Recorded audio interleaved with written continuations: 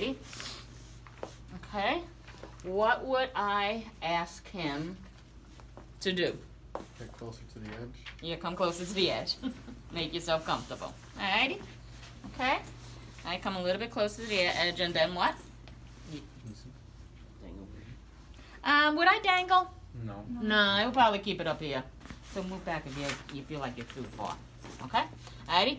And that, check with your patient. Do they feel comfortable? Okay? Alrighty? What would I ask him to do? You guys tell me. Give me verbal instructions for him to go into hyperextension. Lift your arm backward. Okay, yeah. Lift your arm backwards. Very good. Wow, he has a lot of motion. Okay. Alright, what else can I tell him to do? Anything else? Lift up. Lift your arm up. Anything, okay? Think of ways that, because I'm not going to tell you guys how to, the instructions. Everybody responds to directions a little bit differently.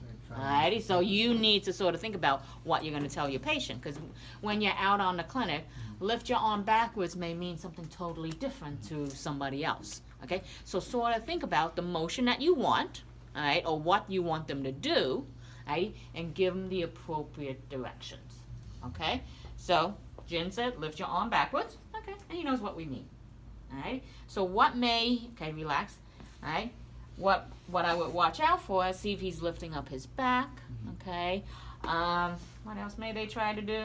Usually that's it. I mean, they may try to protract or twist their trunk a little bit, alrighty? So again, the first one is to see how much motion they have and see what they're doing to sort of like compensate or substitute or doing more, alrighty? Or maybe they didn't understand. Lift your arm backwards, right? That's your first one. That's number one.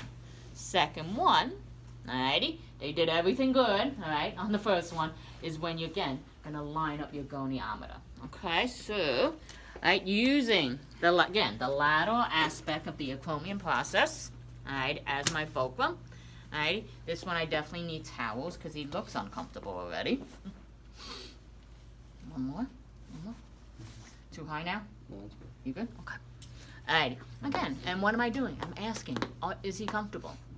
Alrighty, if he didn't like the towels or they made him feel uncomfortable, I have to deal with it. Alrighty, I have to sort of make sure where he's lined up appropriately. Alright, so, can you turn your palm in? No, the other way. Is that better? No. No. You like this? Okay, leave it at that. So what I'm going to be doing for him, okay, because in the book, it says to use the lateral epicondyle. At this point, the way his arm is positioned, I'm not going to have a hard time lining everything up appropriately. So I'm going to just use his olecranon process. Okay? Because he's not comfortable with his arm turned in. I said, okay. All right? So I'm going to line him up again. All right? You good? Mm-hmm. Okay. So I saw him do it, okay, and looking at it, I'd probably say he had probably like 40 degrees or so, all right, when he was bringing it up, all right? So I'm going to, second time, I'm going to measure with the goniometer now, okay? So I'm going to line him up appropriately, all right? And you could see, all right, you may want to sort of like lining the acromion process, bring it out a little bit like this. So you have an easy read, okay? Don't do that weird molding thing. I'll tell you when you guys can mold.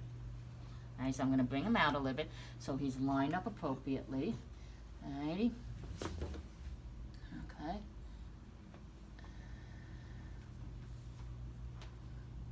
Can I try some? Can I? We don't have another one right here. Towel. What do you need? A towel. Can I try one more? Mm-hmm. Did I totally make you uncomfortable now? No, it's fine. You sure? Mm-hmm. Alright, because it was still a little bit low. Alrighty, so it's a little bit high. I got him in a better position for my goniometer. Alrighty. Alright, and it's lined up at 0. So I'm going to move it a little bit to sort of help me along. Alright, keep it out here. Alright, on the count of 3, lift your arm up. 1, 2, 3. Okay, keep as far as you can. Okay. Alright. Pull it away, put it down. 50. 55. 0 to 55. The normal, right? With his elbow extended, it was supposed to be 30. Yeah, he has a lot with his elbow extended. Bend your elbow a little bit. Alrighty. Now bring it all the way up. Go, go, go, go, go. Yeah, he has 90 degrees. Okay. Alright, he has close to 90 degrees with his elbow flex. Okay. So we're gonna be doing it primarily with the elbow extended. Alrighty. Why did he have more when he had elbow flexed? The biceps is at slack.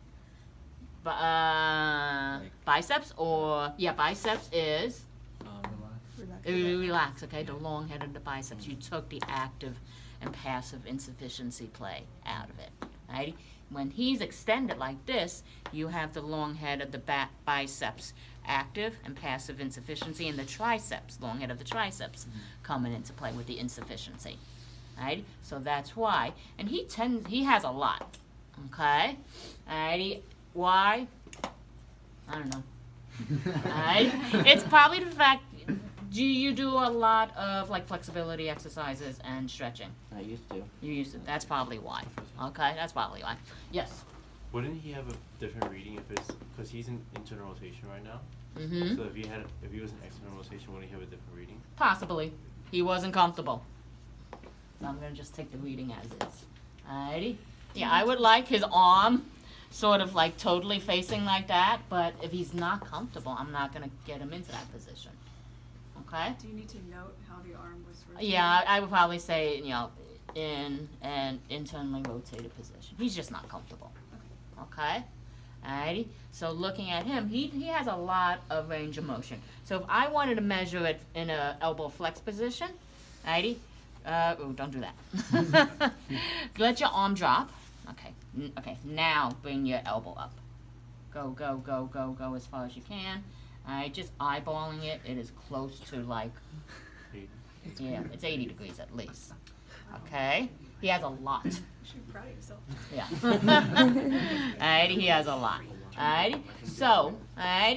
So lining up, you're still using the same landmarks, the same lateral aspect of the chromium process, the same midline of the humerus for your moving arm, the trunk, okay, lateral aspect of the trunk parallel to the lateral aspect of the trunk as a stationary or proximal arm. You're still lining up. You're taking just the insufficiency part out of it, and he has a lot of range of motion. And I expected that more for the fact in an extended position he had a lot of motion already. Okay?